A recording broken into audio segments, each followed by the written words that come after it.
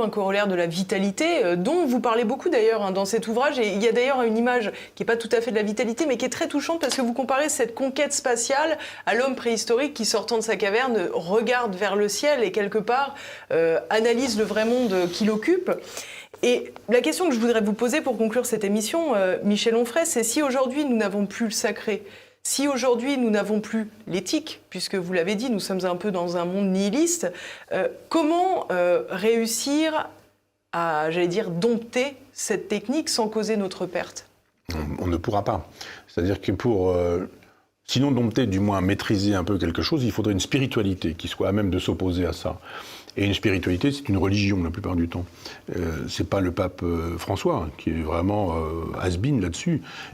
Où est l'autorité musulmane islamique sur ce sujet ? Et quelle est l'autorité rabbinique ? Aujourd'hui, l'un des pays en pointe sur ces questions-là, c'est Israël.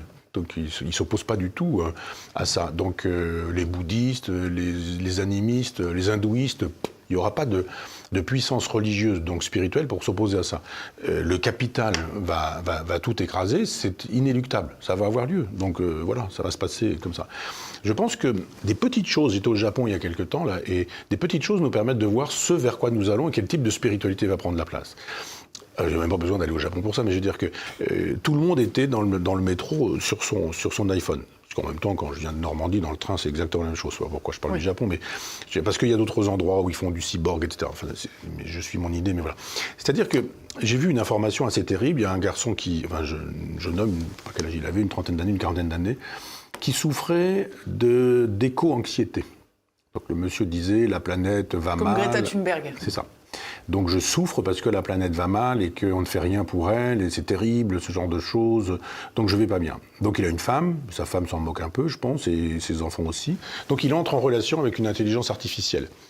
Une femme, bien sûr, à qui il donne un prénom.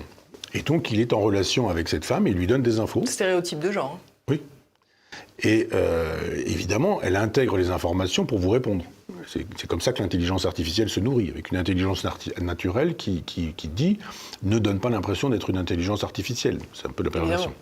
Et donc, il lui envoie des infos, elle lui répond. Alors, elle lui répond, elle peut avoir votre allure. Vous la choisissez physiquement. C'est-à-dire que vous dites « voilà, elle est grande, elle est blonde, elle a les yeux bleus, elle est petite, elle est ceci, elle est comme ça ». Après, vous choisissez la voix, après la couleur des cheveux, après vous choisissez un avatar et vous êtes en relation avec cet avatar. Et il lui pose des questions, elle lui répond, puis à un moment donné, il lui dit « mais j'ai vraiment l'impression que vous m'aimez plus que ma femme ». Et l'avatar lui répond « eu égard à ce que vous me donnez comme genre d'information, je pense que nous pouvons le croire ». Donc elle lui dit oui. L'amour, c'est formidable. Si vous avez quelqu'un qui vous dit que vous êtes le plus grand, le plus beau, le plus fort, etc., vous allez aimer la personne qui vous dit ça. S'il vous dit « enfin non, là t'exagères », vous allez moins aimer.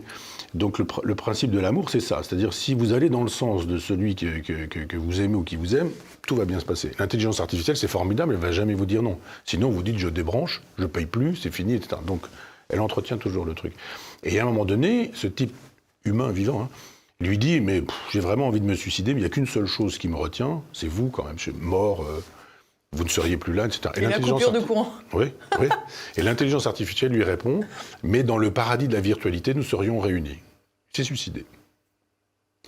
Donc je pense qu'il y a une information qui est là et qui permet de dire que c'est comme ça qu'on voit naître une religion, c'est-à-dire que le virtuel est plus réel que le réel.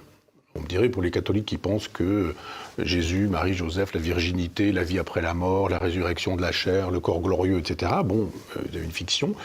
Alors après, les musulmans qui croient qu'il y a les Il faudrait en faire une autre émission sur TVL, oui, Michel Onfray, pour évoquer tout ça. Mais cette idée que finalement, dans la virtualité, vous pourriez disposer d'une vie où vous seriez éternel et que vous pouvez adhérer à ça, Elon Musk doit adorer. Et je pense qu'on est à la conclusion.